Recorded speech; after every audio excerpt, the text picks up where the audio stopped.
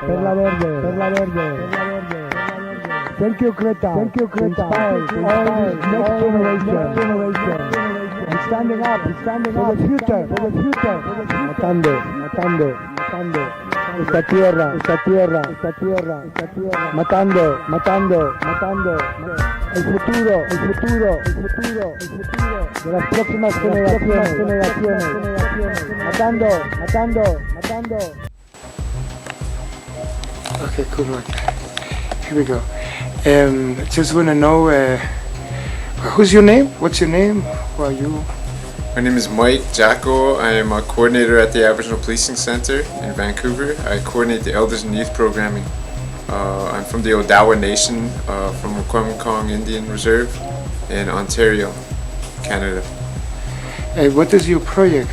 What are you doing here in this center? The youth project is, or the youth program is just a program that we have running out of the space here in Vancouver's downtown east side. It's to provide a safe space for a lot of Aboriginal street youth, youth who may not often get access to their culture. We try to have cultural programming here for them. We have to be kind of innovative because workshops don't really work for young people. They have trouble sitting through them, so we have to explore other things like art and using art to bring languages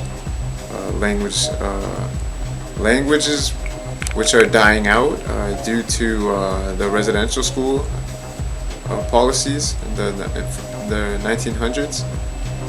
They were very harmful, so Aboriginal Aboriginal youth are often they don't know who they are. They don't have a sense of identity. What's taken place of that has been a lot of substance abuse and violence, sexism, homophobia, all kinds of stuff like that, other things that filled in that vacuum. So culture is very important to youth. Language would be integral. And so within this space we try to provide some of that for the youth. Some good advice for the youth? Some good advice for the youth, to never give up. Things are always going to be hard, but if you keep trying, eventually I believe you'll get it. You'll only fail if you give up, you don't try. It's going to be hard, but it's always going to be hard, but you're meant to be strong. Something for the elders? Something for the elders. I don't know. I tend to look up to my elders for a lot of knowledge. So I actually take a lot of advice from elders. I don't have too much advice to offer the elders myself. Okay, we are in Vancouver, and I want something for the people in Vancouver. Something for the people in Vancouver. I think in a good way, and to recognize that this is unceded Coast Salish territory. Well, perhaps not even Coast Salish, because the Coast Salish I think is an English term. But Squamish, Musqueam, and Tsleil-Waututh nations, people. This is their traditional territories, and for people to just become aware of that, because it helps one know where they are in this world. So yeah, just to acknowledge the original inhabitants of this land. Something for the people in the world? Something for the people in the world. Watching now. I would think something that's important is indigenous knowledge and indigenous language. These languages and cultures are thousands of years old, and many of them are about to go extinct. So if you're able to help in any way, whether that be donating money to a cause or volunteering in some of the communities, community centers, or even help with the language, help learn the language. Learn the language of the traditional territory of the people you're on. If you're in a colonial country, other than that, just be a good person. Cool. Is there some dream or something that is in your heart that you want to talk about? Something that you want to talk about that's in your dream? Something in your heart you want to say? Just to end this interview.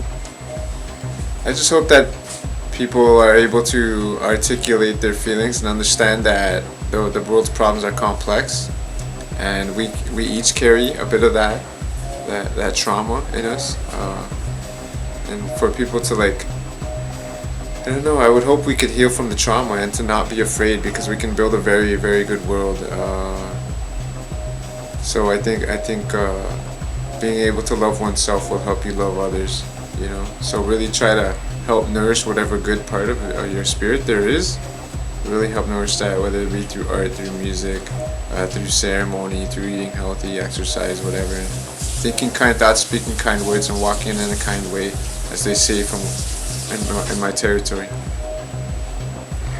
Is there a website or some Facebook people can follow if they are interested to know more about what are you doing? Not currently. We have some stuff up on internet. This place has a Facebook, no? Yeah, it has Facebook, but how's the name of the Facebook of this place? Just please, so people can follow. Vancouver Aboriginal Community Policing Center. Cool. Can be found on Facebook, or Cool. Vancouver. Why policing center? You know, because you told me that the story there is kind of native people were very kind of pissed with the situation, and you wanted to educate the police a little bit more about. Yeah, so the community. Well, the cities have community policing centers. They have several of them throughout the city. For the Aboriginal one, there was strained relationships between the Aboriginal community and the police. Often, the police and Canadians at large don't understand what happened to Aboriginal people. So it's kind of like some misunderstandings, and certainly Aboriginal people have a history of marginalization in Canadian society. So there was a lot of mistrust, so racism from Canadian society, and a lot of mistrust. So in order to bridge those gaps and create better relationships, this policing center was started up by community members with the help of the VPD. And here, so many great things go on. We offer healing programs, but we also work with the police during cultural awareness training at the Justice Institute of British Columbia. It's an amazing program. I think it is a You had lot. some good experience with police also, you know.